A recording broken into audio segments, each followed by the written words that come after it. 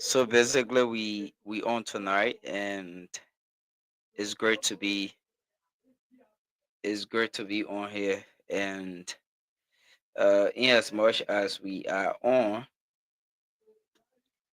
is a wonderful thing. We actually want to apologize for the kind of uh, feedback that we had and the challenges in terms of coming on, and it was some technical problem. But again, it's good that we are able to solve it, and nevertheless, so we'll take some video while we try to get on our partner list to be able to join us. Let's take this first video and see if we can get our partner list.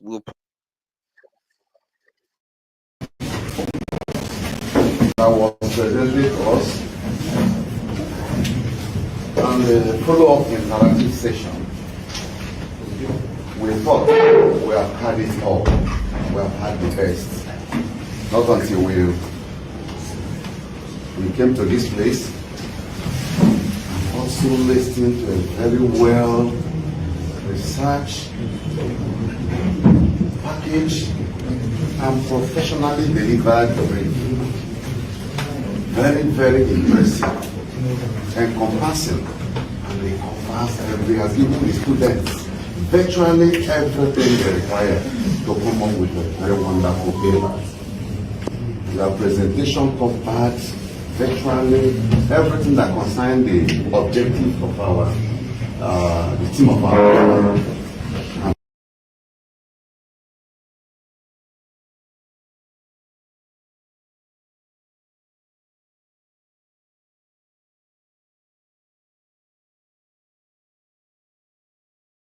You, there's such a lot leader of get Koro. We are not video requirement talking. You're telling when you're crying. We put your machine. There's such a thing legal. But Koro, they told together record and start talking. No, do catch you. Don't believe it.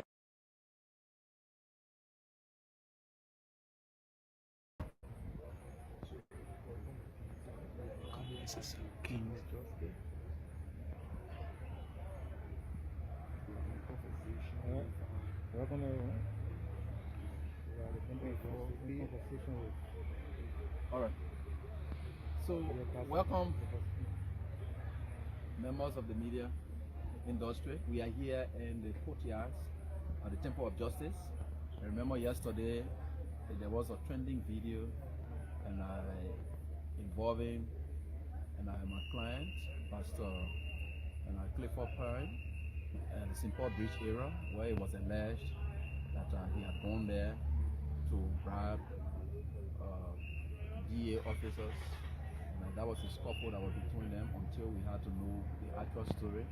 And he was arrested, taken to the LDA office where he made statements and was released on yesterday. So today we have decided to have this conference because we are here. Though the investigations are yet ongoing, but the LDA only charged him for obstruction of justice. That's what it is, but we are still going through the investigation to prove as to whether he truly obstructed instead of the bribe as being stated out there. So Pastor Clifford is right here. So you can just call your name and then the question will be needed. Who's the pastor? Yeah. Yes, please. Good morning to everybody. I am Pastor Clifford Payne. It's a pleasure to speak to you this morning. Yeah. So, okay. So, welcome to Spoon TV and other media institutions. You live here at the grounds of the Temple of Justice. Yesterday, there was a video circulating on the internet that linked you to some alleged private that you are going to the LDA to have some family members released, who were involved in some just activity. Can you give us an insight and details of what occurred at the LDA and the office? Thank you. The executive mansion, I will turn into a 5-star hotel. I don't need to be in such an elaborate infrastructure. It's been proven that you can run the executive mansion right out of the Ministry of Foreign Affairs. You can run the executive mansion out of a small place. Why do we need a whole Ministry of State just for presidential affairs? And it's a place where different people, all our, look, even me now as CEO with more than 5,000 employees across Africa in multiple countries, I don't really have a special assistant. My laptop is it. I have different departments, different heads of different sections, and it works. Why do we need a president to have such elaborate infrastructure? The sooner we review this, the better the budget will begin to work for us and for the people. And it's a great pleasure to be on here. We actually like to apologize. We had some difficult time coming up, and we've consumed a lot of the time, which of course we would come for. So let me say good evening to all of you. Initially, we had some technical problem that we were trying to solve. So good evening, Mr. Abu, and welcome to the program. Good evening, Willem, and how are you today? Well, I'm so sorry that we had a heat and we have gone almost some minutes into the allotted time for this program. But we just want to say we express our sincere apologies to our viewers out there, and we try to make sure that it becomes better the next time.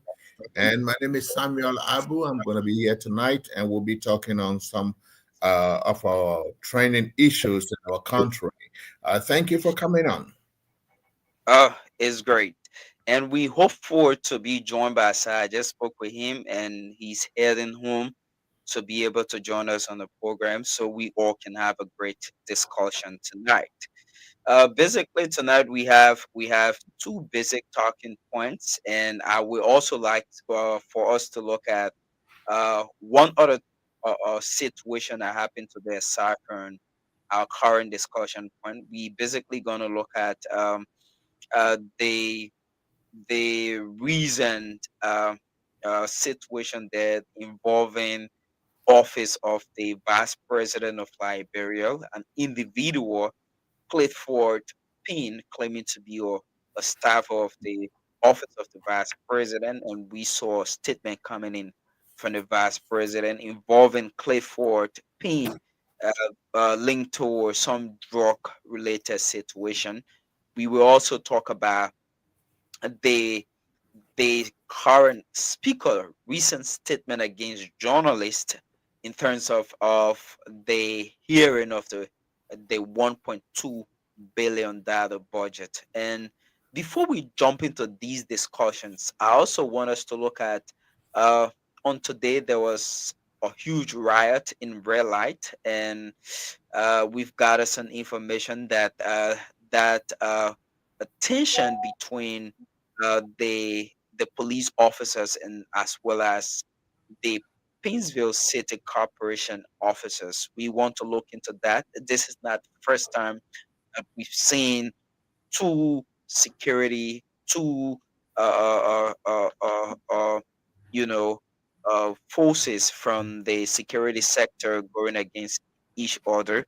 We will just take a look at that because we were being able to make some inquiries when we got that information. I was opportune to get around there and ask a few questions, and it was a tense situation as well. So those are the points we will look at tonight, and be able to talk more about that. Thank you so much. And I don't know which one we're going to be starting with. When I don't know when Bayo will be coming in, so we can all be talking on these issues. And gladly for me, two of you guys are back in Monrovia, and I'm here in the States. I also do monitor from other outlets, media outlets, and I'm always available. And for today, maybe let's start from the Speaker of the House. Speaker Kuhn, he made some startling things today that people will consider as threat to journalists, and which we, according to our democracy, these are things that can weaken our democracy. He has not even gone 1 year yet as speaker. He started making a big statements. So let me listen to what he said exactly today. Do you still have the recording? Yes, definitely. Let me bring this clip from the House Speaker, Richie Nang.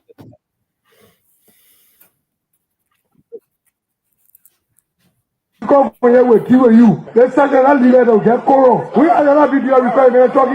You're carrying when you're dry. We put your machine. Let's start your machine legal. But leader to get coro. We are not video requirement talking. You're carrying when you're dry. Carrying when you're dry. We put your machine. Let's start your machine legal. But coro. They told together record and start talking. Carrying when you're dry. We put your machine. Let's start your machine legal. But coro. They told together record and start talking. Not to catch you. Don't believe it.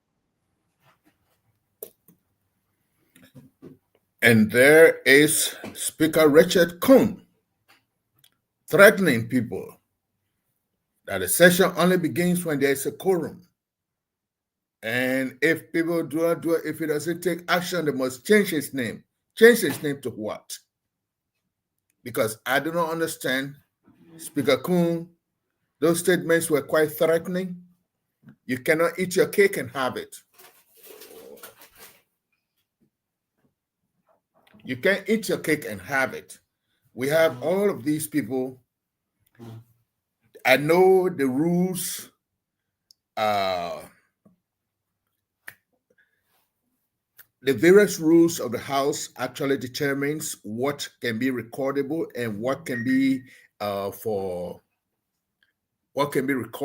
and what can be what can be used for public and for public consumption and what cannot be used for public consumption. And for today, when he made a statement, there are many times that they have allowed journalists to walk along some of the legislators while they are going to session. And most of the time, some of the legislators, you cannot tell me that they don't even know the topics that they're going to discuss in this, during the session. They know what's going to be discussed in the session. And as they go, some of them start to hang heads, some of them start to talk to their colleagues, and the journalists do listen to them. And some of them have a very, very good rapport with some of the journalists to the point that they overbuy the thing, what they're supposed to do, what they're not supposed to do. So by coming out with this statement today, some people will see it as a threatening statement, especially say he will imprison people. You know, are there no any other actions that he can take? Only imprisoning the journalists, that's all he can do, or that's the only power he got. Let's imagine, Speaker Coon, these are the same journalists who helped you to even become speaker today, because some of them spoke vehemently in your favor and they continue to carry stories on you when you really were not the person who had news, you know. So to the point that you people have gotten, is it because where is it we have committee rooms? Do the people discuss these things in committee rooms? Do they go to because when we look at it, we say the free and active press, actually we say it's a threat to democracy. But one thing we have to understand, Speaker Coon, if you want to make these kind of laws, or if you want to make these kind of threats, these are laws that you have on the book, that journalists are not supposed to be recording or doing this and that. But you have allowed it to slip off your hand until it has become a daily thing that the journalists are doing in the House. So coming to step up 1 minute at this time, especially in the tune that you presented, I thought you would have decided maybe right after that you call a press conference and tell the journalists that. But when you heard or you saw them in the hallway talking with legislators and maybe they are recording, and you just came and started screaming. Why, Speaker Coon, why will you be screaming at a journalist? You know, you are the first house and you are the first estate and they are the fourth estate. Why? Don't you want to respect them? Because without these journalists, you are not going to be able to do most of your work. We agree that you have a whole lot of things, but if what you are doing is not carried out there to the people that you represent, well, it means that you're doing part of nonsense inside there. Speaker Coon, you have to understand it. Look, here we understand that in the House they have the rules committee. The rules committee, have they drafted these rules? When journalists are accredited to the legislature, do we give journalists the rules and all that? To the legislature? Do they give them the rules? Do they give you guys the rules and tell you when you come here, this is how you behave and this is not why you behave? And do we have an accreditation process?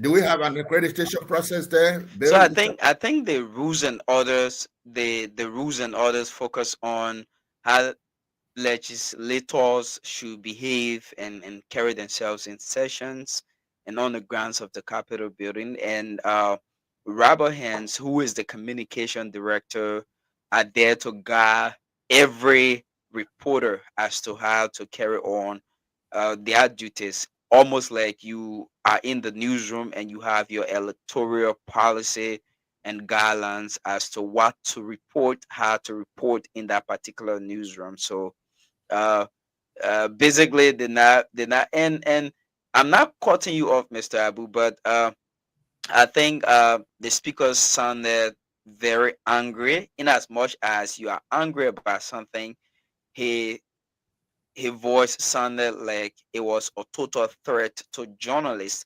One thing that caught my attention was the fact that he said, "We are not serious yet until we can have a quorum." Why will you be discussing a country budget that is mostly criticized by people in the opposition, and you are there saying to journalists, forgetting to know that you will also be on record that whatsoever you're saying is not serious. So you went there to make fun and play with the national budget. Is this something that we supposed to laugh about? It's something critical. It's something serious. This budget is something that everybody is looking at in a very different perspective. And you have so many different opinions about the budget. And you coming out as a speaker to tell journalists that you guys are not serious about the budget until you guys can have a quorum, then why would you discuss something that you're not serious about? As a speaker, they shouldn't be coming from you. Neither none of your colleagues as legislators.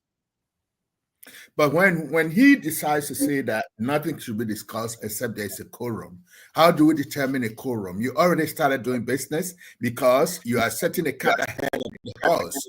Because in the beginning, once you enter, when you call the legislature to order, once you call to order, the first thing is that means that business has begun. Now you go further, you tell the chief of clerk or the clerk of the place to call the roll. When they call the roll, you find out how many people are there. If they do not meet a quorum, then there is no quorum.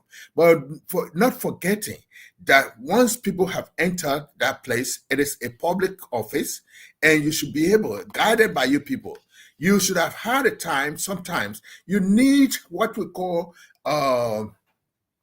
maybe workshops or seminars for some of the legislative reporters. You go back to the drawing table. Since you became speaker, have you had a real time to sit down and talk with the journalists?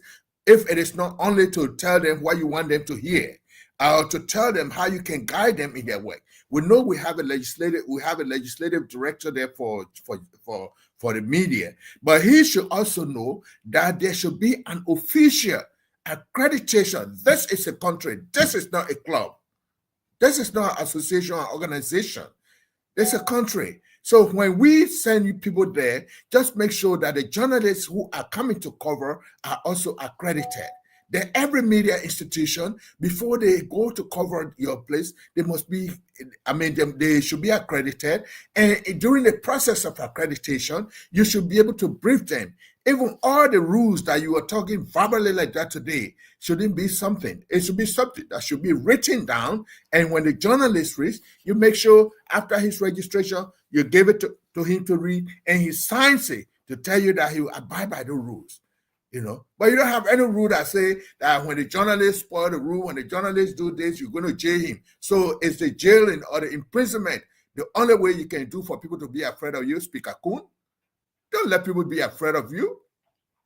You have been paid by the people's money, because this weakens democracy. We're trying to build a democracy in our country. We went to war for several years. We came back. We have buried. This is the third president or the third government that is running, or the fourth one, even though one ran twice with the same leadership. But this is the third leadership in our country since the war. We have to start unfolding things rather than getting used to doing the same thing over and over and over or else we'll all be looking like chickens without head. Have you had some time to even say, well, you journalists should be doing this, you should be doing that, and this, and try to guide them in doing their work? Knowing very well that after the war, we have several journalists that are coming. Set up, that's the first branch of government. You try to set up something that we can do something straight. Because you have made, under your leadership, the House is becoming so ungovernable that sometimes we see legislators standing there and roaring at one another or roaring at each other, using several bad languages there, because we expect, if you come here to the United States or wherever, because I know you guys used to come to I still remember Ndoblo Singbe, your house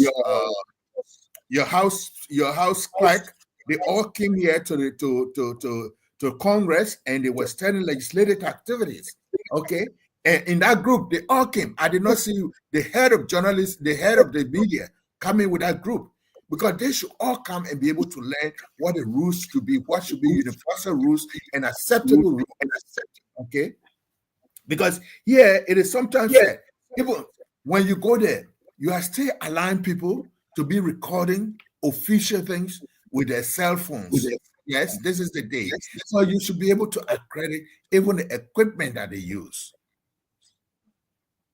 You see, because journalists cannot, in some places, you cannot use your own equipment, your private equipment. Okay? Your institution should be able to provide the camera, the tape recorder, and other things. That means whatever you are doing there, supposed to be for the institution. Okay.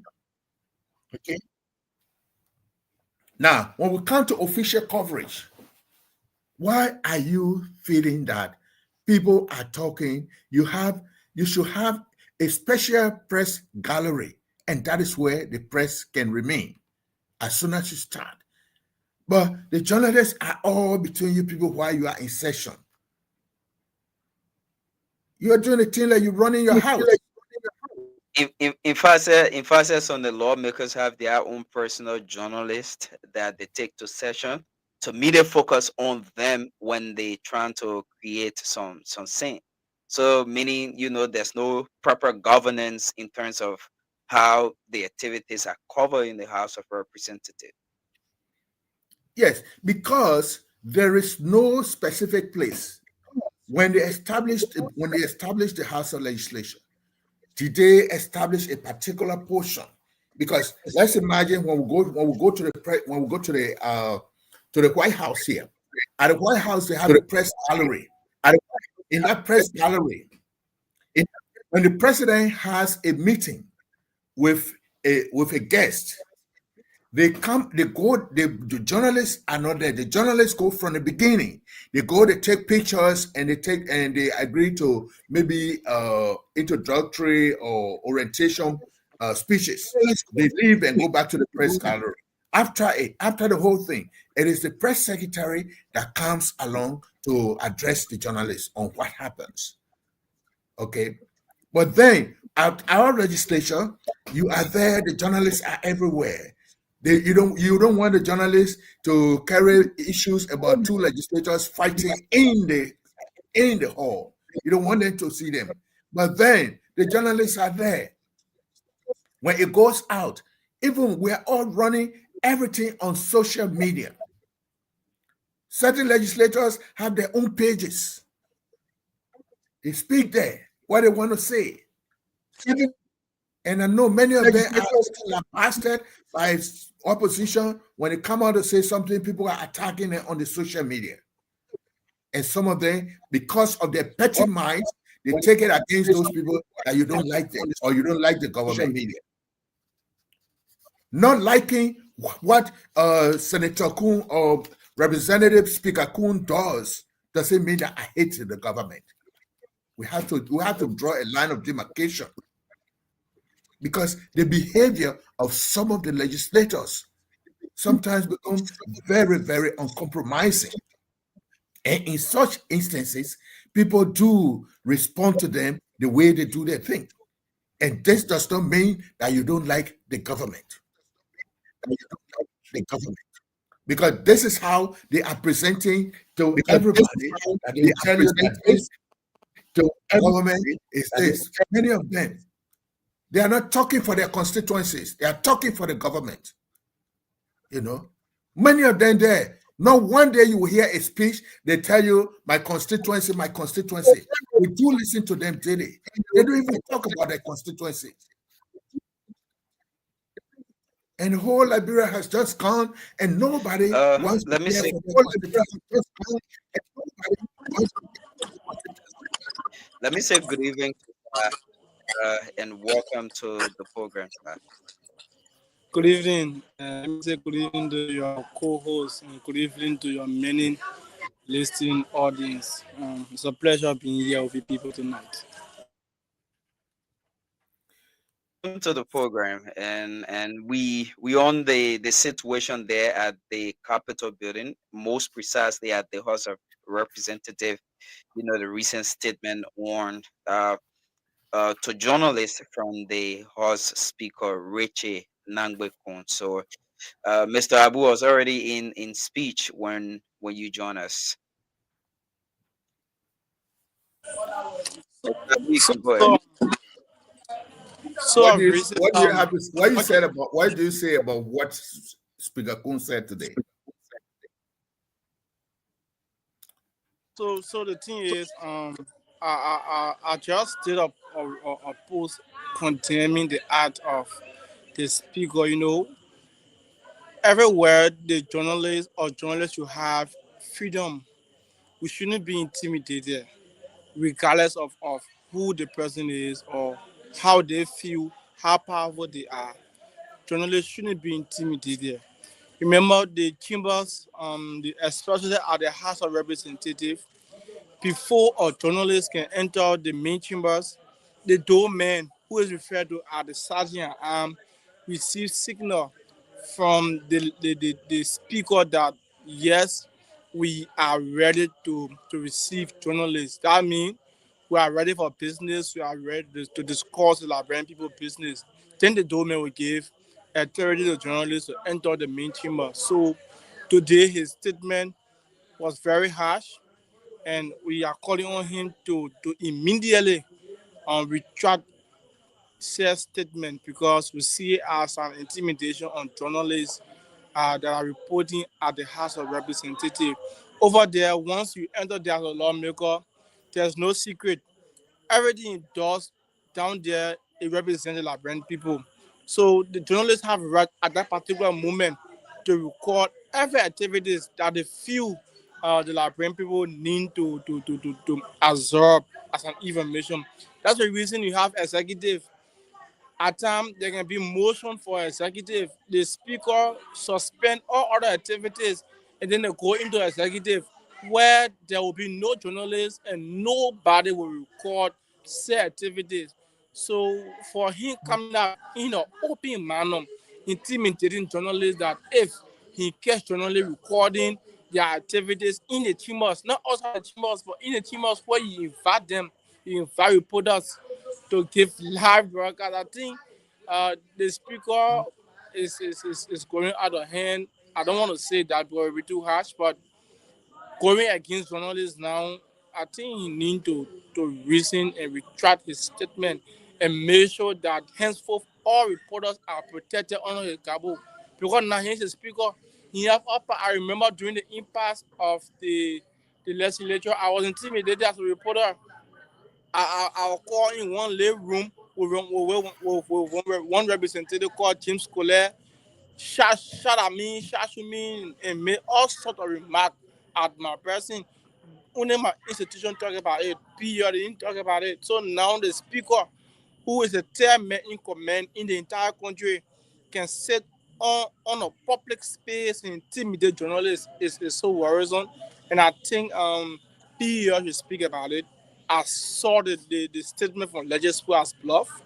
I think it's biased, and I look at it as the leadership is being in the pocket of the legislature, especially the speaker angle, because as or or watchdog or another eye of the PL or the press who represent the legislative reporters coming up with a very weak statement against intimidation of reporters at that particular place. I think they didn't do well. They didn't do more or McGill. McGill, you cover at time, I guess, you cover the representative. You see how journalists struggle to provide information. They barely get a better space. So, but then you crawl on their knees, their belly, just to provide information for the public. Then you speak of really kind of intimidating them.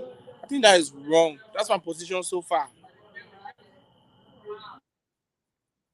Do they have any press gallery there? I mean, a particular place that you guys will have to sit and monitor the legislative business? That's for you, son. For the Senate, there is a press gallery for the Senate where you have people of radio and newspaper sit and observe the session. But for the legislature, no.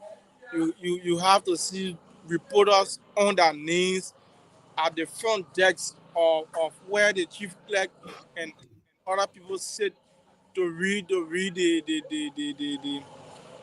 statement for that day or the agenda for that particular session day. So you see, to go through a lot, they suffer, on their knees, on their belly, just to bring out information to the public. So you don't expect Speaker Kun, who is new as the regime speaker, to intimidate reporters. You are the regime speaker. You have power more than everybody. So you come out publicly in intimidating journalists, and it brings out fear for press freedom in our country.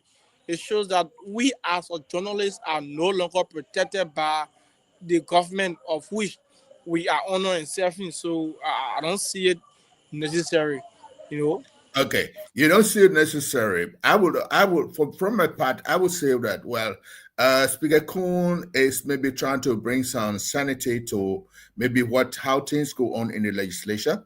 But at the same time, we can say you can't eat your cake and have it. He has not provided, has Speaker Kun, since he came, has he had any briefing with you people as to how you people are supposed to behave in terms of recording, using your electronic devices and taking notes and other things? Has he had any meeting with you people? Chief, let me say this. Speaker Kun did not just rose from his first year as representative and become speaker. No, Reggie Kun is like a doyen in the House of Representatives. At least about 6 to 9 years now, he's been serving the people of District 11, also in the House. So he's been observing from times in numbers how journalists carry on their reportage in the House of Representatives. Now he rose as speaker. There have been several briefings.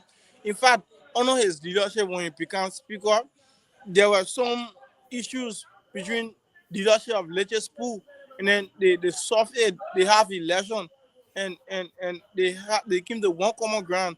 Leadership is in there. So I guess the speaker have been meeting with them. They've been talking. They've been having different kind of discussion. And that has been a normal routine of journalists. Like I said to you, before a reporter entered the chamber, the doorman, who is the sergeant at arms, will give signal to the speaker or receive signal from the speaker that hey, sergeant at arms, now allow the journalists in. It is time now that they come in and record the session. And the journalist will stay on line with their identity. For him, he is bringing sanity to the legislature. Under his leadership, he was able to find reporter tag to be identified while covering the House of Representatives. So yes, but for him to come so harsh on reporters at this time, I think it's bad.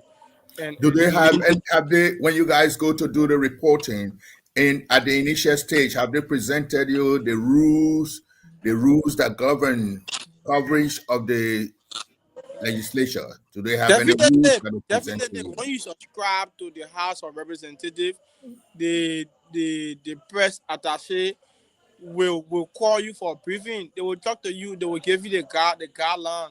This is why you have to do this is what you wear, this is how you dress, this is how you, how you compose yourself whenever you come for a session. So definitely it is written, and the press had actually gave these necessary documents to reporters whenever they have subscribed to report for the House of Representatives. Well, I'm just saying that if Speaker Kuhn is bringing, his tone itself was very intimidating and threatening to journalists. That was not a very good tone. Telling them that you will be put to jail. If I don't do this, then you must change my name. The kind of common language he's using that you're supposed to be, those are fireside language. I will change my name. You know, you don't use the fireside languages in the House of Legislature. That's the first branch of government. And when you start doing that, you tend to be weakening democracy, because we are going through a new democratic thing. You say private conversations in offices. There is not, when you enter that place now, I think if you want to have a private conversation, there should be a little private rooms that they can go that are attached there, that a representative from district number 10 wants to talk to the representative from district number 0, they can decide, say, to just go in there and discuss before they come out and present anything. But if you are going to have a journalist among you, there is no way you're going to tell me I'm going to close my ears so that I cannot eavesdrop what you're saying, because whatever you're going to say, I'm going to be hearing it. And once it is said in the official manner, once you have not given me a disclaimer to say that this is off record, because if you say if it is off record, I'll respect myself and respect what you said. I'm not going to publish it. No, I'm not going to have the people to hear about it. It only remains to me as something we refer to in journalism as privileged information. You know, I have it, but I cannot use it as an official statement. But now, if you allow the journalist to come to record you while you are speaking as a speaker, and then you are telling her that only happens after there is a quorum. Now, what happens when there is no quorum, and then you want to dismiss the session for the day? And while you are dismissing the session, other legislators who came, they are feeling disappointed, and they do want to, let's say, discuss some of the feelings they had. They want to talk about what they wanted to discuss for the particular topic of what was going to be discussed for the day. Once they didn't get it, it becomes a problem. Now, if I'm standing there as a journalist, I'm going to know that Mr. Brown or Representative Brown is not ready, or Representative Nadia is not quite happy with the way the session was postponed or the session was dismissed, you know. And even after, I think are you getting me? Okay.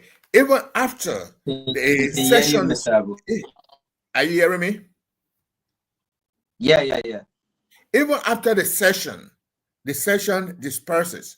The representatives, they are all human beings. They move about talking things. They try to share ideas. Oh, I wanted to talk about this. And the journalists are all between you people. In civilized countries, in other countries that we may think that they have provided the means for it. Some of that $1.2 billion should be the one they're using for that legislature. Some of it should be used to establish a place that we call a press gallery for the House of Representatives, where the journalists can be when you call them in when you want to talk to them. When a representative feels that he has a particular issue to discuss with a journalist, in terms of what you do, you tell the director of press that, yes, I want to talk on this issue, and he brings in the journalist into your private office or into your office, and you talk about it. Because there should be a journalist gallery, a press gallery. When Kuhn wants to talk all of this thing, intimidating people, he should ensure that there is a gallery already for the people, so they're not going to be hearing, they will not be eavesdropping what you say. Many of the journalists, you guys go there in the morning. I know there are some privileged information you hear. There are some which is not based on eavesdropping, because you are in the corners, you hear what people are saying, and sometimes the legislators go there. Why is it that it is only at the time that they are discussing the budget here that Kuhn wants people to get out and don't want the journalists to report? You know, that's my own qualm. Only when they are talking about the budget. I think because this budget having a lot of backfires coming in from opposition, and is a projected budget that most of what they think the government is going to generate from people or companies like ArcelorMittal are things that are seen to be very impossible because of the fireback they've had with the agreement with ArcelorMittal signing that agreement. It's been twice that that agreement has been rejected by the company, and again, you know, there's a lot of different concerns and different stories coming out in news outlet. I think is one reason that drew the attention of the speaker. He feels like most of the journalists that report for the national legislature are against reporting in their interests and you know, sweet stories. So is something that he's gonna say that will frighten journalists that report from the national legislature to be able to write so sweet story for the lawmakers as they go about, you know, this budget hearing. But one major thing I will also always, you know, raise concern about is the fact that he said we're not talking seriously here. We not get quorum. When we get quorum, you know, why will you talk about national budget in the national legislature and you say it's not as serious as we should take it to be? And you don't want journalists to report about these things you are saying until you can have a quorum. How do journalists know that you are having a quorum? Since you're not having a quorum, do not discuss the budget. Speaker Kuhn may not be very serious on that, because why would they say we are not talking serious thing? And that same legislature that is coming in there, he said he came to session, but then there was no session. He going home. If he's arrested, he said he has an immunity against arrest, but then he didn't come to do anything for the state. He didn't come to do anything for the country. Then you still say that we are not ready for serious thing. When do we get ready for serious thing? The mayor has dressed from his house. He has come. He used government vehicle. The government bought gas for him. The people's taxpayer bought gas for him. The people's taxpayer he rode a car. They brought him to the house. People who are serving him, they are all paid by the people. Then he tells us they are not doing something serious. What is serious? What is serious? Speaker Kuhn, you must be acting crazy, you know. That's been crazy. Because if you're looking at journalists, you start to intimidate them. The first thing you have to do is to caution them. Your tone today was not a cautioning tone, you know. So, after the program, I don't care. I don't care. He's not working for himself. He's working on your taxpayers. It's what the people pay. It's this thing that will try to immune people from many things. If people can stand in the street and be insulting our president, Joseph Boakai, the speaker question you do, can intimidate you too, you know? Let him try it. Let him try it. We'll meet in the streets we'll meet on Broad Street. Okay? If he thinks that people staying in the street and be insulting our president, okay, nothing is doing. The president doesn't hold the people in containment, all the kind of thing. Why is he thinking that the legislation must be a place that he must use to get at his at people that he doesn't like? You know, what has the journalist done? You know, they are all parts of it. You are the first branch of government. That's the fourth estate. Work along with them, because there's no way your work is going to be done well if these people are not going to tell your constituents. Because many of you are there, you don't even talk about your constituents. You know, you don't talk about your constituency. You there, this budget, they're talking about that budget there. Let me hear one legislature that is going to tell me I need a bridge that coming from this town to this town because people are commuting between those towns. We have a population of 10,000 here and 10,000 on this side, and they need to cross that bridge every day, and we need to make a way for them because the government is there to facilitate people's movement and people's services. They facilitate things for them because you have the police to make sure that my rights are protected. Okay, you create an enabling environment for me to get a job. You create schools so that I can get educated. That's what the government is supposed to do, to create an enabling environment to facilitate. Okay, you want the journalists to report and you don't want to facilitate them. Tell them, gentlemen of the press, please, this is not a recording session. because it looks like the only language they know in that place, they say, when all of them feel that they want to talk about money that they want to steal, or money that they don't want people to know about, then they say, can we go into executive session? Okay, but the legislation must be beyond the executive session. In the legislature, there should be something we call classified information. Classified information. It only goes to certain people. And all of them in that place, they do have chat rooms. They do have chat rooms. The different caucuses there have the different chat rooms. Why can't they operate from the different chat rooms? When you come into the public, let everything you discuss there be something of public matter. If you do not want the legislative reporters to record certain things, please cut off all your gadgets. Once you put that one on, we know that the legislature is a place of law. Cut off all your gadgets, no reporting. And that particular rule must be not only for the journalists, it must also be for your fellow colleagues or for your colleagues who are also representatives, because most of them have their little gadgets that they keep recording one another in that place, and they pass it over to the journalists. Some of them are passing it over to social media. So, Representative Speaker Coon, please don't flex your muscles on our journalists. Try to flex your muscles on your colleagues who are there. They are your equal partners, and let's see how strong you are. You became strong with a majority bloc and later became speaker. We know you are the strong man, but please don't bring it down to the journalists. Leave them alone. If anything you don't want it to do, tell them in a tune that they will understand. Tell them in a tune that you people can come to a single thing. You are the first branch of government. They are the fourth estate. You got to know what to do. Talk to the people, Speaker Coon. Because this whole thing is becoming a controversy now between you and the journalists. Now, what position are you putting the director of press at the House of Representatives? Okay, you are putting him in a very precarious situation that he will not be able to discuss with his friends. Now, you as the president, the head of the House, it's your business to come in. When we are doing this, we don't want no recording. No recorder should be used here. No photographing. No this. Come up with those rules, and you make sure you have a session that you tell them it.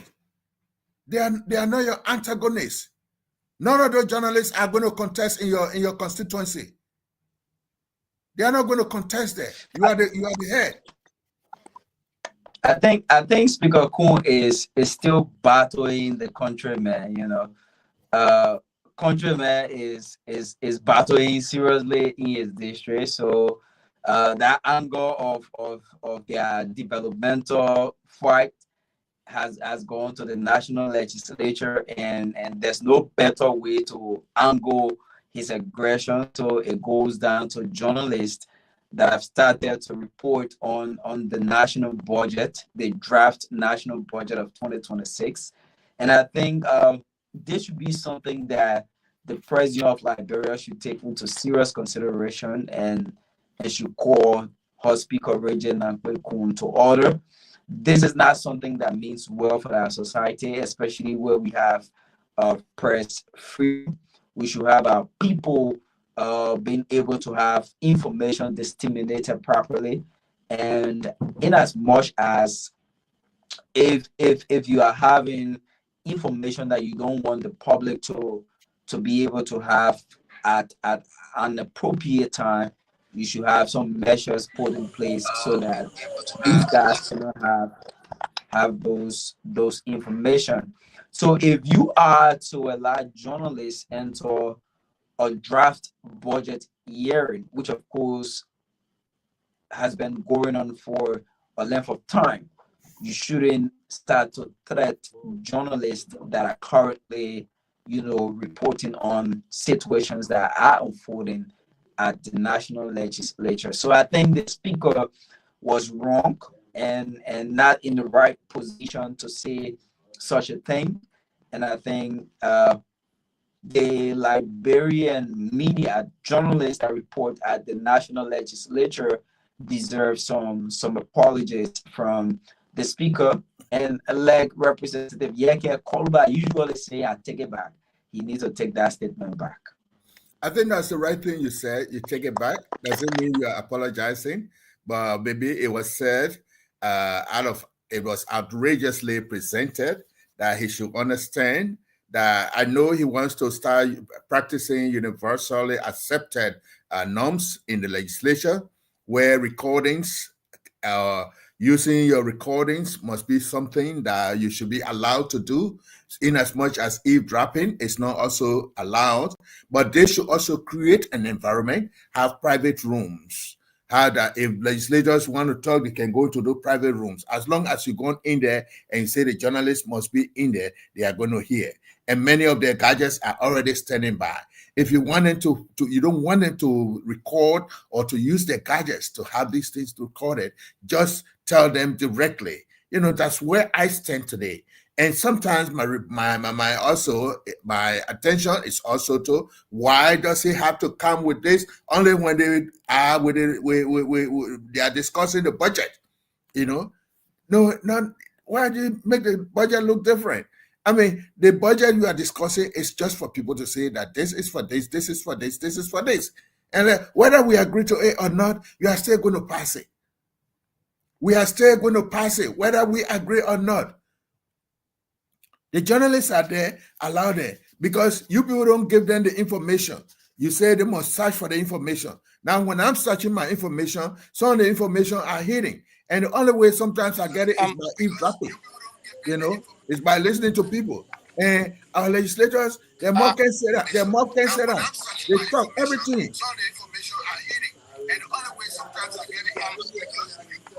You know, the legislators are talking to one another. They are talking to one another. Allow them.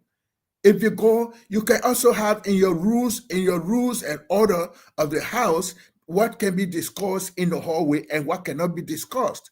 If you're not discussing these things, you should be very careful.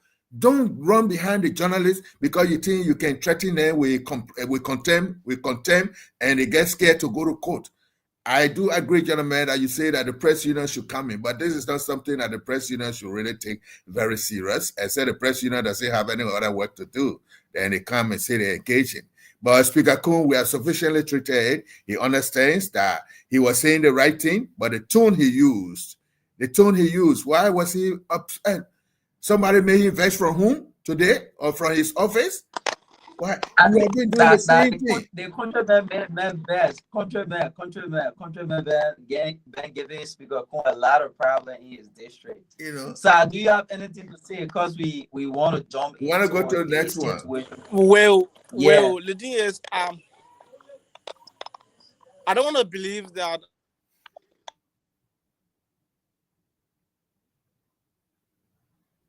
dealing with the issue of the budget. You know, I think there have been several controversial news articles from Front Page Africa, the New Dawn, and several news outlets talking about the ArcelorMittal crack deal on the budget. I don't want to believe that the speaker is looking at that controversial story coming up on the budget to have journalists being intimidated. And if it is that way, then I think he is marching in the wrong order, or I think he has been afraid of certain issues. Let me say this, you know, journalists go up capital billion to capture news, especially news that would take the headline. The moment a reporter entered that chambers, his first intention or goal is that he should capture one of the bigger news that will run on his platform for the day. So once the speaker gives him a go ahead to enter the chamber, definitely anything that is happening within that chamber that I think can capture the mind of Liberians at that particular moment that will make the news and take the headline, I think they have to blow it up quickly. So I don't want to believe that the speaker is afraid that during the budget hearing, journalists will take controversial story. But I want to believe that the speaker is protecting certain elements or some of their corrupt deal, some of their, I don't know how to even tell it, these lawmakers are our problems. Like, their own colleagues in the retained representative voice on the Yake while Columbia will always say the lawmakers are the problem of Liberians. They are the major problem of us. So I think Speaker Kun need to find a different way and dialogue with journalists. To trust me, you can't just generally say, don't do this, don't give the news, no. I think you'll be having them biased and tied around certain issues. They should cross beyond all borders. They shouldn't be having like one side, or because we're reporting for a legislature, so we should make everything sweet. When the speaker say and letting here about material to good, no. The public will see journalists are biased and ugly sort of people now. They will say, oh, you're good on the work, but instead of what you're doing now, you're working in favor of the people. If the people go against the Liberian people, they can report the story anymore. No. I think you should give journalists a fair chance to report the actual story and be very honest with the Liberian people. Yes, That's I do agree with that, but to such an extent, you do not work for the House of Legislature. You work for your media institution. And you, as a journalist, it becomes a priority to report the news, not your opinion. You can analyze the news and give as it is. Even the budget they're talking about. Let's talk so. The budget they're talking about, the journalists, I think it is on the it is on the Ministry of Finance website that people can have access to. You don't have to take the entire budget. You take it piece by piece and report on it. You analyze it, you do some summary and analyze it. Kun is kind of upset because he wants to intimidate you guys so you can get scared about certain things, But once you know you are doing the right thing, do not be afraid. He's not expecting you people to do everything in his favor because he knows that even in his own house, it's only in his house that he's the king. But when he gets out of the house, he's not a king for anybody. He's equally being contested on issues that are trending about national, about his constituency, about wherever he works, wherever he has been. He will always have people to contend against him. So for this, it's like he's saying to the journalists, let's accept this in good faith and see what's going to happen tomorrow. He has already received a lot of backing today because coming out to be backing like one wild dog doesn't really help Speaker Kun. It doesn't help him. Let him do what he's supposed to be doing. Tell the journalists what you don't want him to do, because when they tell you what they don't want you to do, it's by crafting the rules that when you can't, you read the rules. If you stand by the rules, you stay as a legislative reporter. You don't stand by the rules, you decide to withdraw, you decide to go. Because everywhere you go, there must be rules. It's because that they have not been able to craft rules and tell you about these rules. That's why today this thing that happened, he himself, he doesn't know about it. He just decided to be ramping like one old dog in the street. You don't do that, Mr. Speaker. Respect the journalists. Have your time, talk to them, even your kids at home. There are certain things you should discuss with them. If you're coming to do something, you should call them and tell them, well, effective this date, this is not going to happen, this is not going to happen. And once you are able to justify that according to universal acceptance of rules, some of you can take your time to read some things about other legislatures in other countries. Let's see how the press behave in that place.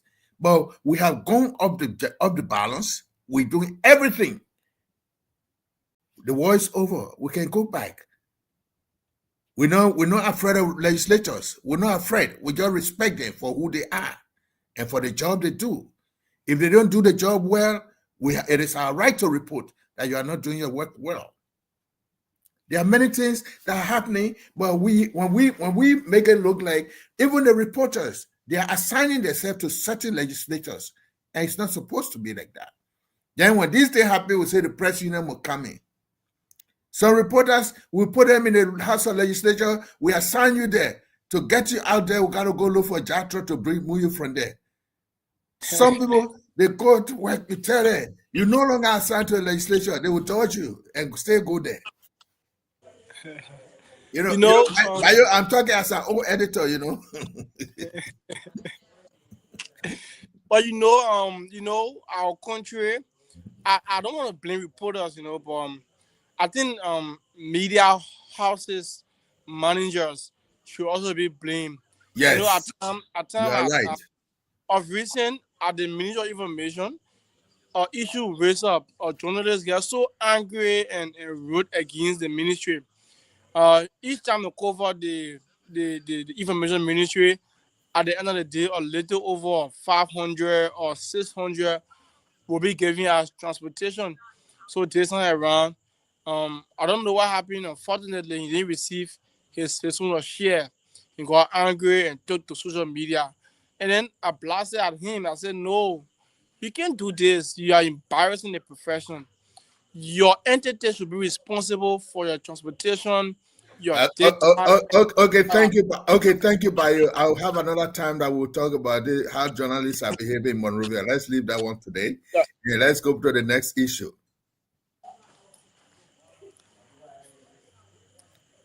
Yeah, you stay. You stay. Let's hear what happened. Let's hear what happened with the LGA. Let's see the video.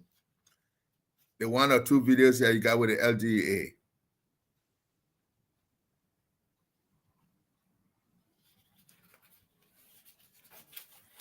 The videos that you had for the LGA. There are several things happening in the LGA. No, the one today. The one today. The one with yesterday. The one with the guy from the house from the vice president's office. That's Clifford Payne. Yeah, Clifford Payne. Because what we understand there is that, the main story came. We saw the row. They dumped him. They lifted him and dumped him into the car. Whether they were treating him as a criminal or not, LGA must be very careful how they do these things. If you even have to arrest somebody, you didn't arrest him with drugs. And if you even arrested him, he didn't put a resistance. The way you move at him, he's a man. He works at the office of the vice president. Why would you want to rough him? Is he a criminal? No.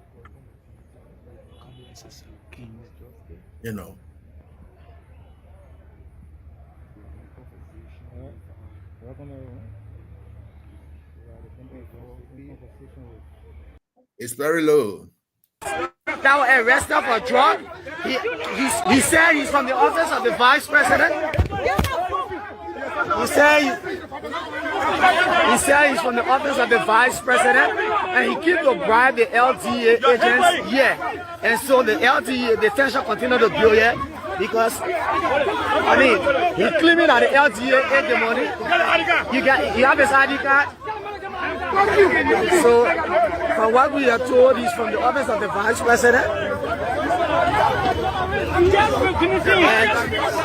And he came to talk to the DA to release. This is his ID card. This is his ID card. This is his ID card. This is his ID card. And so we are told he's from the office of the vice president, who actually came to talk to the. Hey, guy! There you go again.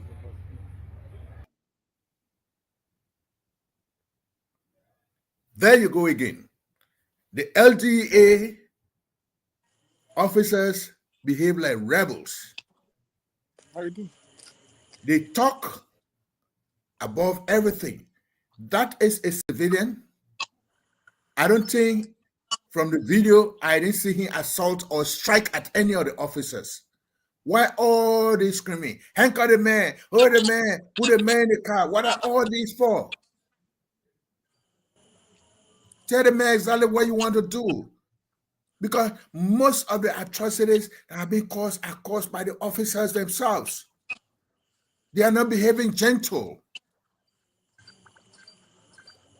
the story that we're hearing that he went to release somebody who was arrested with drugs, and the drugs confiscated a certain amount, maybe $120,000 or above. Yes, we do agree. But then, if the story we are hearing after this incident, we heard his lawyer talk that he is that this man is a clean man. Okay, and he's a man of integrity. And after that, there was another person, I think the vice president's office, and now the LDA director himself came out and said, no, they did not catch the man with drugs. Now, where is the story? The story goes that someone he is related to or he's associated with was the one who was arrested for being in possession of drugs, and the drugs were confiscated in the possession of the LDA. This young man has a relative who he says is his aunt, who went to him. I mean, they all went to the place. They say the aunt has gone there earlier, according to what they are saying, and gave some money to the LDA staff that was there, appealing to them to release him. I wouldn't call it a bribe because I'm not sure whether that's what she did. But according to them, she gave some money to them. Now, the thing happened on Friday. And on Saturday, on Friday, the mother went there and paid the money. They were supposed to release him, or they agreed to release him. But because of the controversy surrounding drug arrest and the laws that protect or that are supposed to take action when somebody is arrested for being in possession or trafficking drugs, they know that they cannot easily release him. So what did they do? They ate the money because it was beyond their control. Monday morning, the man is supposed to have been presented to the court. Why can't the court? This brother comes there and using his authority, or maybe thinking that using his influence, that he's from the vice president's office. But I tell you guys, say you are going to release the man, you accepted the money. Since you are not releasing it, then you'll bring the money back. You'll bring my money back. That's one side of the story.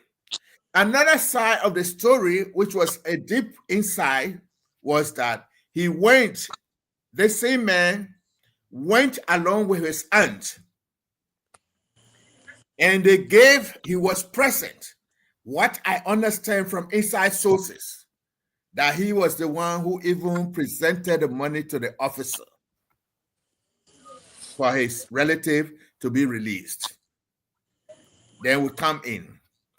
You are an official in the government working in the second highest office. Why would you be responsible for bribing somebody or attempting to bribe someone? That should be his own charge. But let me finish. But because they did not have any evidence, because they would call the officer in the corner and give him the money, he and his aunt, because I know his aunt wouldn't have been the one to give the money, because he be man in government, so they gave him the money, so he went, they received it. When the issue rose yesterday, the officer then said, no, you did not give us any money. So that's where the row started. And he was very sure that he gave somebody there that he could identify, he gave them the money. But because it became a big issue, the officer said, you didn't give us money. So this is why even when the LDA director comes in to do his press conference, made a press statement, they didn't say they were arresting him or that they would charge him for either attempting to bribe, but they say they were charging him for obstruction. Obstruction, that's just a misdemeanor. He didn't stop the men that they were carrying to jail. He didn't stop them because they were carrying the men to court. He didn't stop them. He just raised his voice at them. But then, if you're carrying the man, you bring my money. So all the officers fighting to maintain, I don't know whether LDA has integrity or not, fighting to maintain their name, and they don't want, because LGA, like the boss there, he doesn't like for LGA name to be in the press or in the media, in the public. So all of them came in, they just started rallying. Well, arrest the man, handcuff the man. Why did he do that to have him handcuffed? What did he do? The man was right at the headquarters. Okay, if the man did obstruction, why can't you call the police to charge him? Because LGA had not a business with obstruction. The man did not obstruct. You carry the man to court. So let's look at this thing. William, what you heard about it? I'm just telling you what I heard in my own thing. Yeah, basically, we can stay here and do our own investigation. Yeah, basically all what you say is truth, and after these different reports came in, it was all linked to the vice president office and how their government vowed to fight drugs, especially when the campaign period was moving on, and it was something that the office of the vice president was swift enough to come on and make an official statement talking about how he's against even his immediate family members, any of them involved into drug. And I think with all of the clips I've seen, I think the DA was not professional enough. And this is something, even me, I've had several different, situations of such with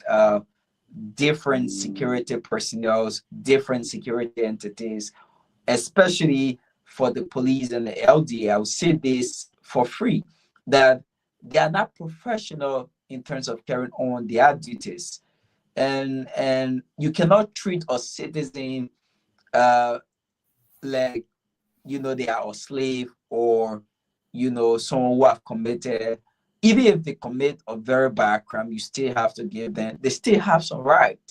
And these guys needs more training.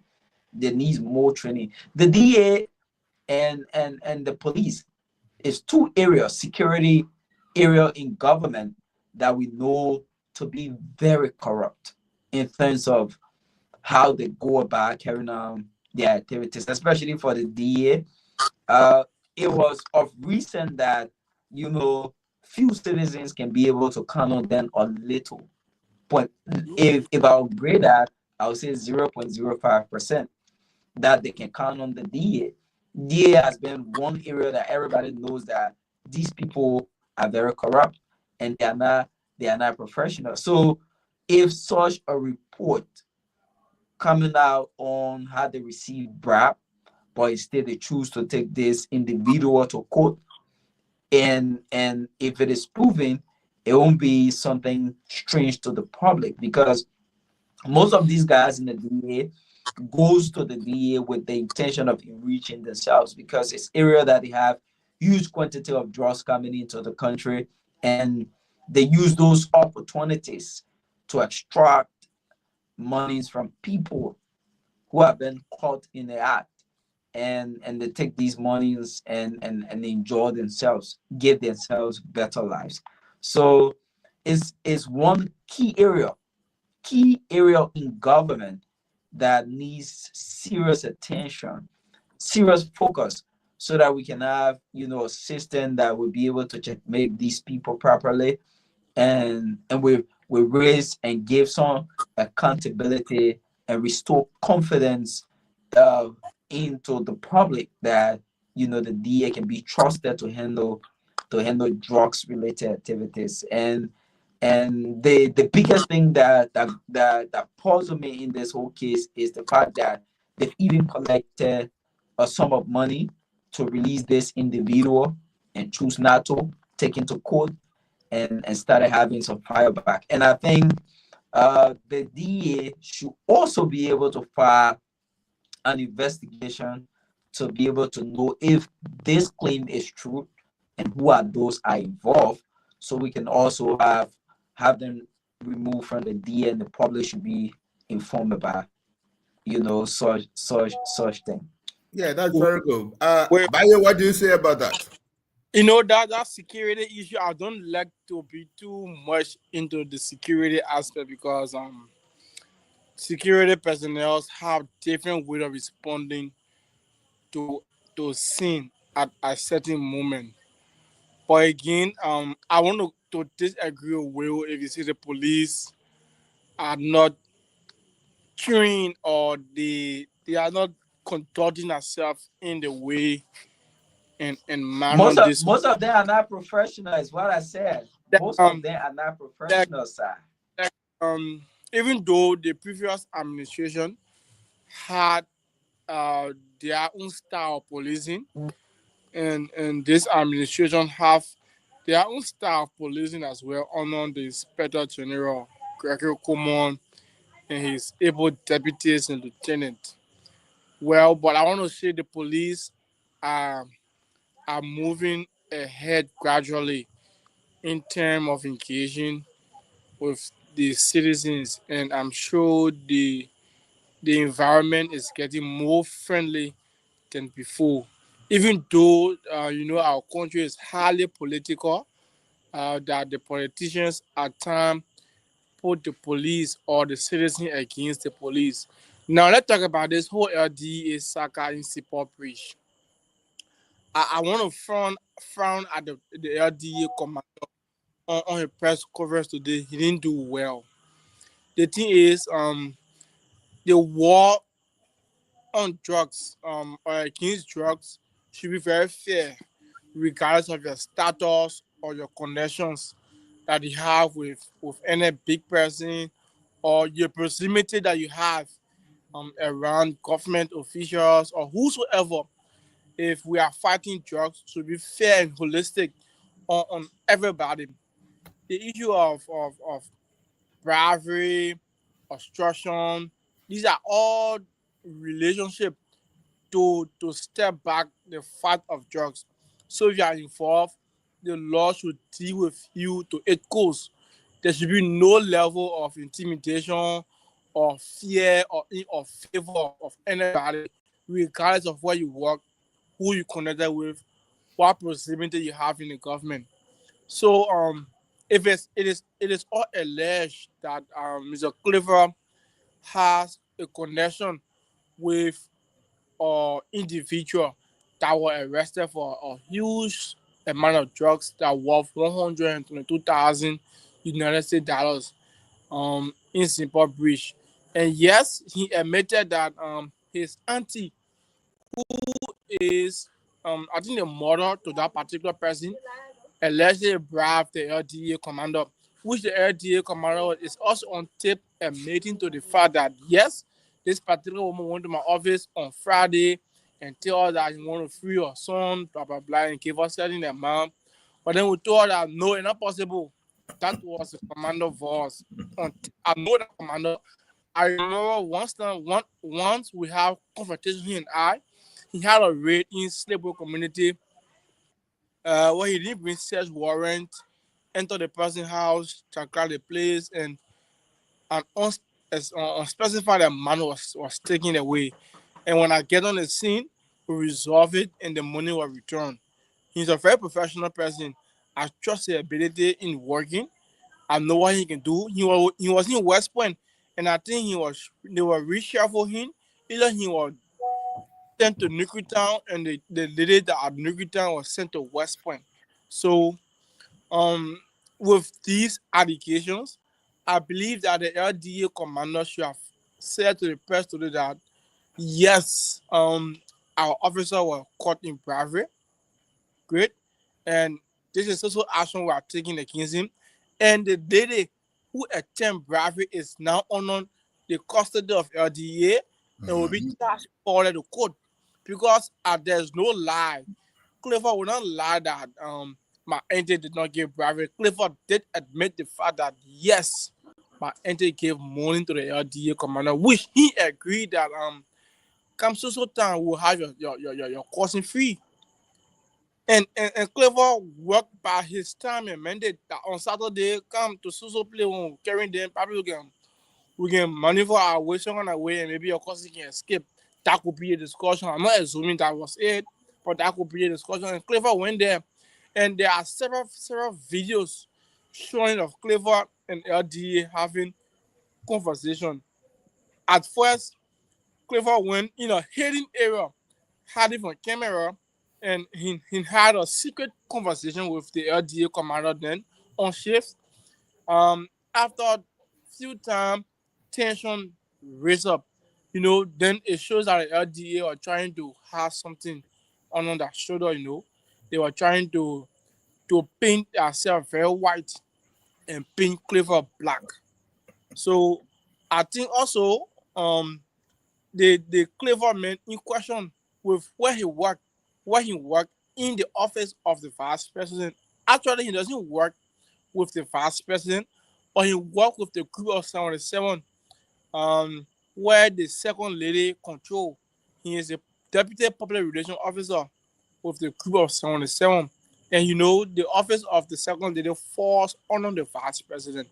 So with that, his scope of work directly shine on the second lady office. He have no dealing with the vice president. But identification card, when you present it anywhere, it have that power. Once they carry office of the vice president, it have that sole power. They can intimidate anybody. The LDA should also be having Clifford behind bar, not just for obstructing, but also attempt bribery as well. But because Clifford have that close proximity and power around the government official, he is outside today. That signifies that the war against drugs is not going anywhere in this country. It I shows think that you stop right there. I think it will go somewhere. It will go somewhere. We are getting there. We are no. really getting there. Let me just learn, because this could be an example. If the LDA is very serious about fighting drugs in the country, this is one of the biggest examples. It shows that tomorrow, if maybe a member of the executive got caught with high level of drugs, he was scot-free. Yes, of course, he was scot-free because his proximity and the power he have. There was let the man, let charge him for this and that, and let him go. Clifford and his auntie should bear the full weight of the law. They should be placed behind bar, not just for obstruction, but bribery. You know what I mean? To bribe or LD officer for huge amount of drugs. I think the LDA need to try not just launch investigation, but to be very fast, smooth it to the brand people, be very fair and transparent. The new Okay, people we do understand that. I think we are going to get there. But one thing they got to understand in LDA, I told you they are professional in hiding things. They behave like rebels every time they make a catch. Let's understand. Even the last time, William, I told you when they went to burn the drugs somewhere around Shuffling Way there. When I listened to the tape, the first time I heard the tape, I thought it was like a rebel base. They singing and dancing and doing it. They were very excited at doing this. They're not wrong. I mean, no. That's a security routine. I'm often up here on the security cycle, so these are things is a normal, especially from the police, the AFL, the LD, the immigration. At that particular point, especially maybe you work over the years in about to do something big, officers get themselves in that zeal, they sing, raise praises on our bosses. These are normal things in the security setup. But again, it shouldn't be on camera, but for us now, you know, everything. When they capture that huge sum in Broadville, that's when we should have seen them rejoicing. We didn't see them rejoicing. When they go to burning, it's when at that time it's already in their possession. Why is there excitement about it? Okay, now they are here. They are arresting Clifford, and all they're doing is arrest the man, bring the man for, hold the man by the shirt, this and that. The man is well dressed. When there should be one officer and tell him, my brother, can I talk to you, please? And you talk something into his sense. You know, you're not on the field. The man has walked to your office. Talk to him like a gentleman. You know, when you do these things, you make people approachable to you. But if you start behaving in every way that they come in, you think you are coming to fight and other thing, you make people always be ready. And then, before I close in, I want to talk about these drugs. I live in the city of Philadelphia where we got almost about 1 million plus people or 2 million people plus. Very big city. They have this law. If they catch you with 2 joints of marijuana, because you are not the one, you are just the one who got it to smoke it, to use it. They catch you, they carry you, they take your ID card from you, they give you a ticket to pay $50. You go pay the $50. The ID card is taking, got all your particular, your social security number, they take everything. They record it, they give it back to you and give it to you with your ticket. You go to pay this money. When you go to pay this money, you bring the receipt and show it back to them. Then they know you are off the hook. But when you don't pay the money and come, they keep it as a record. The day you make a mistake, even for traffic, they pull you over in the traffic. They look in the system that your name is there, that there was something you did. At that time, all the cases are put together now, and you'll be penalized for it. Why am I saying this in Liberia? In Liberia, we do not have the prison compound to jail everybody who is smoking or who is using kush and other things. Sometimes they go to raid. The main people who got it ghetto, they run away. And then the people who are there, either they were just there visiting or smoking a thing, then you catch and you carry them. Those people should be people who should just be given ticket and fine and they pay and they go home. But because they are just users, they are not the peddlers. Let's run after the peddlers. You know, the people, what about the person who brought it, who I don't know whether they arrested somebody in Broadway with a huge amount. We talk about it, they say they burned it. But where is the person? Are we following it up? Is the person in jail? Have the person gone to court? What happened? Okay, we don't want these cases. Sir, you are following our case. How far? 2 individuals, two young guys were arrested for already behind bar. Yeah, being behind bar is one thing. Have they actually, they were charged? I do understand they were charged and put behind bar, but have they been persecuted? Okay, No, how long are they going to jail for? You know, our judicial, because you follow these cases to the court, you know, because if we are not in the court to know that John Brown has been charged and put behind bar for 5 years for being in possession of this and this and that, people will not be hearing it. People will be afraid, because as soon as you catch the people, guess what the people do in the street? You know about it. Liberian people say, how long? Those people will just put those people back in the street. Yeah, you know? Definitely. So we have to start creating confidence in our system, in the judiciary system, in the law enforcement system. You know, that they arrested them, you announced it. Now at the time they are persecuting them and sending them to jail, we don't hear about it. Then Liberal people say, no matter people, they're not serious. So we have to put some integrity into our system to go from the beginning straight to the end, because then people get afraid. But if you just say, you just go put a man more, we even know whether he's there. So when they even pull him out now, nobody know whether that man has come out. And we have to go after the people who are bringing the drugs into the country. Sometimes even the people that we catch at the border bringing the drugs, they are not the one they are just bringing it in.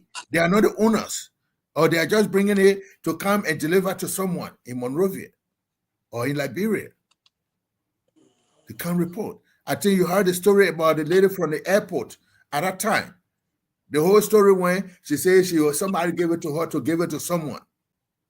So it means that there are big people who are behind it. Because sometimes some of the people who you see who they are catching with a, you look at their structure. Here's somebody they caught with 122,000 US dollars amount of this. When you look at him, he doesn't have the structure of somebody who owns 122,000. Boya, Amebayo, he will not look like somebody who owns $122,000 worth of item. Then he gets out of it. So it means that he is doing the business for somebody. That's where the investigation goes on, to go after him. Who gave it to you? Who owns it? So Liberia doesn't have that kind of equipment to carry on certain investigation. Let me tell you something, Chief. Most of these drugs bros that happen in our country are done by intelligence or disagreement. Let me say so, disagreements. So for example, Will and myself is in business, and we have been into the business for close to 15 or 20 years. And Will is eating more than I do. Every time we go for the business, we come to the country, we sell. If the share point should be 50-50, we will give him 20 and take very huge, And I so feel that way. I'm tired. So tomorrow morning I have this close ally in the LDA. We already set up our sale coming in, our equipment coming in, and I go to the LDA office. I say, go to this place at social time, check the vehicle. This is where it will be. Check social place in the vehicle. You'll find the drugs there. That's how the LDA get the information. But for the LDA officer to sit by himself and look at this particular individual walking and having arrested and say, you, this is what on you and this is what on you. This is what no, not possible. There's no machine to test anybody. You go to the border today, you walk free. LDA will look at you in your eye, you look at your eye. If you get strong hard, Marvin says, hey, my man, stop. If you ask this, you start at him, you'll get a friend. You be intimidated. Everybody is a friend in the country. If you're a little man can look at officer and say, hey, you get a friend, he think that particular man is saying, hey, you have a bigger hand that if you test him, they will come and relieve him of his position. So everybody is a friend. And the government need to prioritize bringing more technical and logistical support for the LDA before Liberia is a transit point. Let me say this: you have Guinea, we have Ivory Coast, we have Sierra Leone, and we have other easy route of country. So most of these drugs are coming here for Liberia. Probably just maybe 50% of it should be traveled in that country. Fair points. So people just come 50% and the remaining go to Sierra Leone, Guinea, Ivory Coast, probably go to Togo, Ghana, to row. So the DA need to step out again, need to provide more logistics for the LDA. That's my point. And second, the judiciary. Let me say this: the LDA is working, but our court system is weak, and they are weaker. Trust me, if the government can just stand strong, that if we catch you a judge today, you are not entitled to a lawyer. We catch you today, take you to court and place it beyond bar. Nobody comes to plead for you. Trust me, things the issue of drug flow is, but the drug dealers have the best lawyer that you ever imagine. Let me say again, a drug dealer have the best lawyer that you ever imagine. Okay, they may have the best lawyers. They may have the best lawyers, but the LDA must be able to build a case. I just want to say this, my last one. I still want to say that just to close in, the Speaker Coon was very much loud today, that his voice was intimidating and it threatened the journalists. And I know he may not have wished to really clamp on them, but he just wanted to put something straight. And I also want to warn him that please try to let the journalists know what they can do and what they cannot do when they are in your house. Because let's call the legislature your own house. You got the control of it. You got it there. So please just tell them where they can talk, where they cannot talk. If somebody wants to have an interview with a legislator, let there be private rooms that they can go in. Because most of the time, when one person wants to start talking with one legislator, everybody bring a microphone and everybody interprets in a different way. So I think that Speaker Kuhn must reduce his voice. He must take back what he said to the journalists and maybe say that he did not mean to say to threaten you people, but he was just raising his voice maybe with some other thing. In America, people can kill people they can't. They say the man was crazy, that why he killing people, you know. So Speaker Kuhn may not have wished to say that, but he used a loud voice that would have threatened people. And another thing, the LDA, please, we don't have to politicize everything. Just because you wanted to look clean or to take they wanted to take the issue from them from being investigated. They made it look like the man come from the vice president office, and they make it look like it is the vice president who got here inside the vice president sent them. The vice president knew nothing about it. That man was trying to help his aunt. He was trying to help his aunt because she went to him thinking that he works in the vice president's office or he's associated with the vice president's office. That's why they went to him. He was also very stupid that he decided to front for his aunt when he should never have done. He should look at it. He should look at where he works. And to Liberians, certain places you work, at this dispensation we have in Liberia that people politicize things. Certain places you work, you got to be very careful with what you say and what you do and where you go, you know. So with that, I just want to say thank you, Will. Thank you, Bayo. You guys have been very nice. William, I think we had a poor start, but later I think we pick up. I think it was a great show. Thank you so much, Mr. Abu Sa. Let's get your parting comment quickly. And yeah, before you come on side, yeah, we've been having technical problem. I gotta run this machine over and see how it goes. Let's go ahead, sir. Thank you so much. Let me say thank you to our audience and thanks to Mr. Abu. The show is actually great, and I look forward to more of this. Every time we are on. And again, I just want to send this clear call to the OIC that he should speed up with this investigation and bring some fairness to the public discourse. Into the speaker, we are asking him to retract the statement and apologize to the many journalists that are in the House of Representatives to take fear from them. And thank you so much, William. Thank you to our audience again. Thank you for coming on, sir. And quickly before I go out, I will clearly say this, that our African borders are open wide to any crimes. And Sai myself was once on a tour to one of these counties when we identify ourselves. Just get identity that big. These people will allow you walk in with anything you have, and they don't care to check up. We identify ourselves as journalists, and we couldn't have gone through the regular process an ordinary person could have gone through. So I feel like those are some of the ways that these guys usually manage to bring in these kind of things in our country. Again, to the vice president, I think to the vice president office guy, I think Clifford, he was trying to use his power like we all usually does in this country. We use our power to get what we want, and it was one of his worst decisions he took ever.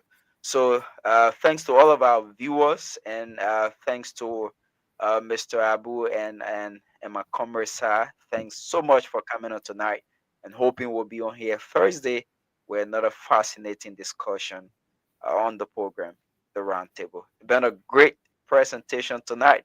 In as much as we had a lot of challenges, we do appreciate the conversation tonight.